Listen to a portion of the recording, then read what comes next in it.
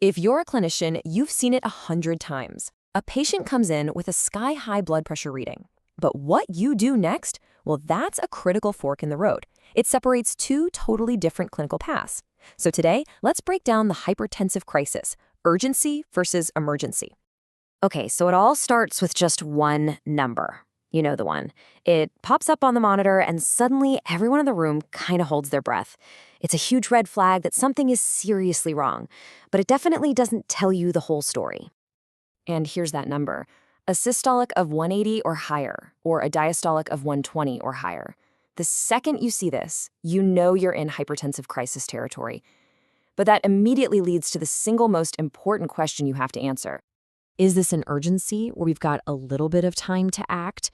Or is this a true emergency where literally every single second counts? Getting this right is one of the biggest calls you can make. So how do you make that call?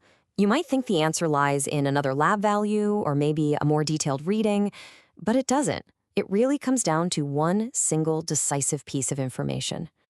And here it is. This is the whole key. It has almost nothing to do with how high the number is and everything to do with what that pressure is actually doing to the patient's body. It is all about the organs. This is exactly what we're looking for. Think of acute end organ damage as proof that a battle is being lost inside the body. It's that tipping point where all that intense pressure finally starts to break things, causing fresh new injury to the most vital systems we have. So let me say that again, because this is what you have to burn into your clinical brain. The number does not make the call. The organ damage does. A patient with a blood pressure of 220 over 130 could actually be in a less critical state than someone at 190 over 120. It all comes down to what's happening to those organs. All right, let's walk through the first scenario. We'll start with the less immediately critical, but still very, very serious situation, the hypertensive urgency. So here's the profile. You've got that dangerously high blood pressure, no doubt, and this is the absolute key feature. When you actually assess the patient, there are no signs that the brain, the heart, the kidneys, none of the vital organs are taking an acute hit. The body for now is containing the pressure. And because the organs are safe, our whole treatment goal shifts dramatically. We don't want to just slam the pressure down as fast as possible. The goal is a careful, controlled, gradual reduction over hours or maybe even a day or two. Slow and steady is much, much safer here. Okay, but now let's shift gears. Let's go to that other side of the fork in the road. This is the situation where all the alarms are ringing for a very good reason.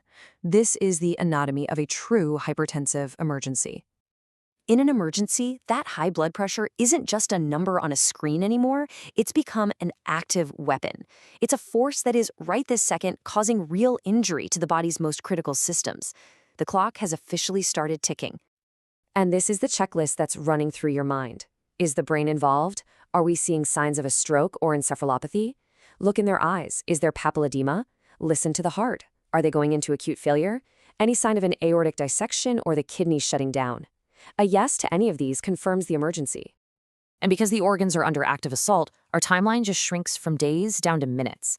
The treatment goal now is an immediate but still controlled reduction in blood pressure to stop that damage from getting any worse. We have to move, and we have to move fast. Okay, so we've looked at both sides of the coin. Now let's put them side by side. This will make the distinction absolutely crystal clear. This is your high-yield summary. Just look at how cleanly this breaks down. The defining feature?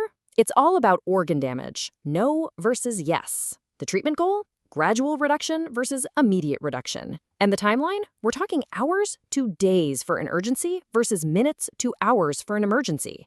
It's a tale of two completely different paths that start from the very same number. So what's the big picture? What's the one thing you really need to take away from all this? Well, it's a core principle that goes way beyond just managing blood pressure. And here we are, full circle. We started with this one scary number, right? But now we get it. The number is just the start of the conversation. It's the clinical context, the patient's symptoms, the evidence of how their organs are functioning. That is what truly matters. And really, it all boils down to this final, essential piece of clinical wisdom.